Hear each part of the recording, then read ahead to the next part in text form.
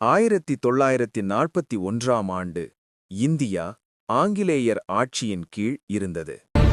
ஆங்கிலேயர்களை நடுங்க வைத்த ஒரு பெயர் இருந்தது, நேதாஜி சுபாஷ் சந்திர போஸ்.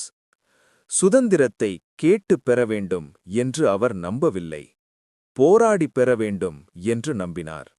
அதனால் கொல்கத்தா எல்ஜின் ரோடு வீட்டில் அவர் வீட்டுக்காவலில் வைக்கப்பட்டார். ஆனால் அவரிடம் ஒரு பெரிய திட்டம் இருந்தது. 1941 ஜனவரி மாதம் ஒரு குளிர்ந்த இரவில் நேதாஜி ஒரு பாதான் பயணியாக வேடமிட்டு வெளியேறினார்.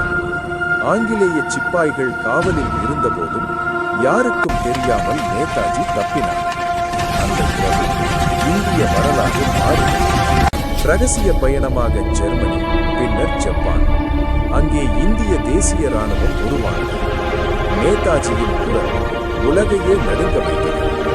நீங்கள் எனக்கு ரத்தம் கொடுங்கள், நான் உங்களுக்கு சுதந்திரம் தருகிறேன்.